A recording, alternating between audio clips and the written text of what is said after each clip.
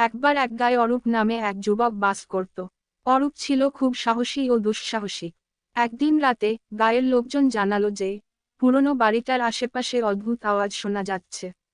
পুরনো বাড়িটা বহু বছর ধরে পরিত্যক্ত ছিল, আর গ্রামবাসীরা বিশ্বাস করত ওখানে ভূত আছে। অরূপ চ্যালেঞ্জ গ্রহণ করল। সে ঠিক করল রাতের বেলায় বাড়িটা গিয়ে রহস্য উদ্ঘাটন করবে। তার বন্ধুরা অনেক বোঝালো, কিন্তু সে শোনেনি। একটি টর্চ আর লাঠি নিয়ে অরূপ রাত 12টার সময় পুরনো বাড়ির দিকে পা বাড়ালো। বাড়ির সামনে পৌঁছে অরূপ দেখল বাড়িটা সত্যিই ভৌতিক। হাওয়া বইছে, আর সেই সাথে দরজা জানালা কাঁপছে। ভিতরে ঢুকে সে অদ্ভুত আওয়াজ শুনতে পেল, যেন কেউ ফিসফিস করে কথা বলছে।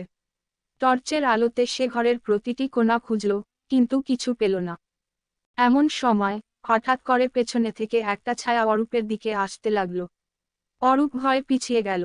ছায়াটা সামনে আসতে আসতে অরূপ বুঝল ওটা তারই বন্ধু রাজু, যে তাকে ভয় দেখানোর জন্য প্ল্যান করেছিল। তবে গল্পের আসল চমক হলো, রাজুর পেছনেই ছিল আরও একটি ছায়া, যেটা কারো নজরে পড়েনি। সেই অদৃশ্য ছায়াটা হঠাৎ করে অরূপের দিকে ঝাঁপিয়ে পড়ল। এরপর কি হয়েছিল কেউ জানে না, কারণ অরূপ আর রাজু কেউই সেই রাতে বাড়ি ফিরে আসেনি। গ্রামের লোকজন সেই ঘটনা মনে করে এখনো শিউরে ওঠে।